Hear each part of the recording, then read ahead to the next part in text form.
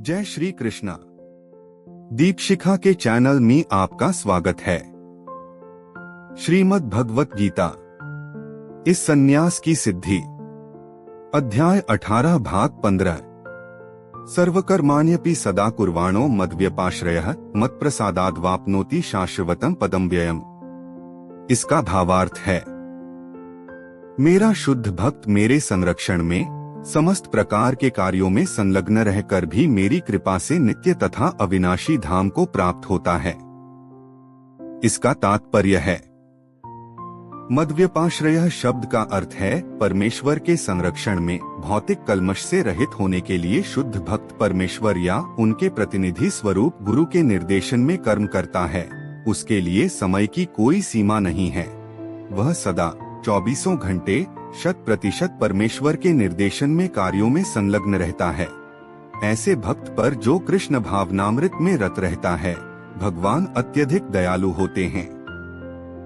वह समस्त कठिनाइयों के बावजूद अंततोगत्वा दिव्यधाम या कृष्ण लोक को प्राप्त करता है।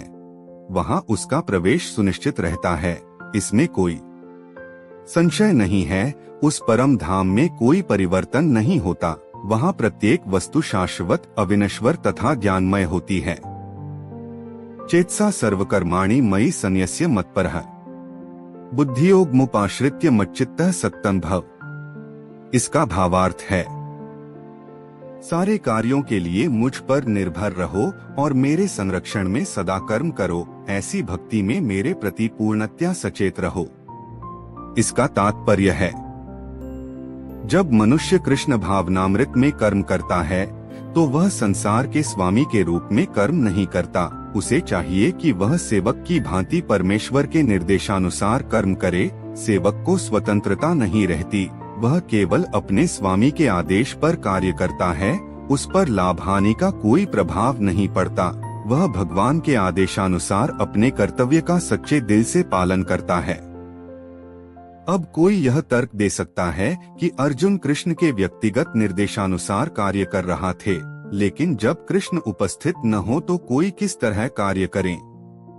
यदि कोई इस पुस्तक दिए गए कृष्ण के निर्देश के अनुसार तथा कृष्ण के प्रतिनिधि के मार्गदर्शन में कार्य करता है तो उसका फल वैसा ही होगा। इस श्लोक में मत्परः शब्द अत्यंत महत्वपूर्ण है। यह सूचित करता है कि मनुष्य जीवन में कृष्ण को प्रसन्न करने के लिए कृष्ण भावना भावित होकर कार्य करने के अतिरिक्त अन्य कोई लक्ष्य नहीं होता। जब वह इस प्रकार कार्य कर रहा हो तो उसे केवल कृष्ण का ही चिंतन इस प्रकार से करना चाहिए, कृष्ण ने मुझे इस विशेष कार्य को पूरा करने के लिए नियुक्त किया है। और इस तरह कार्य करते हुए उसे स्वाभाविक रूप से कृष्ण का चिंतन हो आता है। यही पूर्ण कृष्ण भावनामृत है। किंतु यह ध्यान रहे कि मनमाना कर्म करके उसका फल परमेश्वर को अर्पित न किया जाए। इस प्रकार का कार्य कृष्ण भावनामृत की भक्ति में नहीं आता। मनुष्य को चाहिए कि कृष्ण के आदेशानुसार कर्म करे। यह अत्यंत महत्वपूर्ण बात है। कृष्ण का यह आदेश गुरु परंपरा द्वारा प्रमाणिक गुरु से प्राप्त होता है। अतएव गुरु के आदेश को जीवन का मूल कर्तव्य समझना चाहिए। यदि किसी को प्रमाणिक गुरु प्राप्त हो जाता है और वह निर्देशानुसार कार्य करता है तो कृष्ण भावनामय जीवन की सिद्धि सुनिश्चित है। मच्चित्तः सर्वदुर्गाणि मत्प्रसादात् तरिष्यसि अथ चेत्त्वम् हंकारान्न श्रोष्यसि विनङ्क्ष्यसि। इसका भावार्थ है, यदि तुम मुझसे भावना भावित होगे तो मेरी कृपा से तुम बद्ध जीवन के सारे अवरोधों को लांघ जाओगे। लेकिन यदि तुम मिथ्या अहंकारवश ऐसी चेतना में कर्म नहीं करोगे और मेरी बात नहीं सुनोगे तो तुम विनष्ट हो जाओगे। इसका तात्पर्य है, पूर्ण कृष्ण भावना भावित व्यक्ति अपने अस्तित्व के लिए कर्तव्य करने के विषय में आवश्यकता से अधिक उद्विग्न नहीं रहता। जो मूर्ख है वह समस्त चिंताओं से मुक्त कैसे रहे, इस बात को वह समझ नहीं सकता। जो व्यक्ति कृष्ण भावनामृत में कर्म करता है, भगवान कृष्ण उसके घनिष्ठ मित्र बन जाते हैं।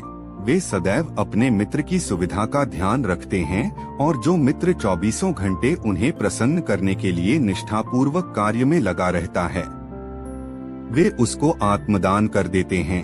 अतएव किसी को देहात्म बुद्धि के मिथ्या अहंकार में नहीं बह जाना चाहिए। उसे झूठे ही यह नहीं सोचना चाहिए कि वह प्रकृति के नियमों से स्वतंत्र है या कर्म करने के लिए मुक्त है। वह पहले से कठोर भौतिक नियमों के अधीन है, लेकिन जैसे ही वह कृष्ण भावना भावित होकर कर्म करता है तो वह भौतिक दुश्चिंताओं से मुक्त हो जाता है। मनुष्य को यह भली भांति जान लेना चाहिए कि जो कृष्ण भावनामृत में सक्रिय नहीं है वह जन्म मृत्यु रूपी सागर के भंवर में पड़कर अपना विकर रहा है। कोई भी बद्ध जीव यह सही नहीं जानता कि क्या करना है और क्या नहीं करना है, लेकिन जो व्यक्ति कृष्ण भावना भावित होकर कर्म अंतर से करता है वह कर्म करने के लिए मुक्त है, क्योंकि प्रत्येक किया हुआ कर्म कृष्ण द्वारा प्रेरित तथा गुरु द्वारा पुष्ट होता है। गीता का अगला अध्याय सुनने के लिए चैनल को लाइक, शेयर और सब्सक्राइब जरूर करें। धन्यवाद।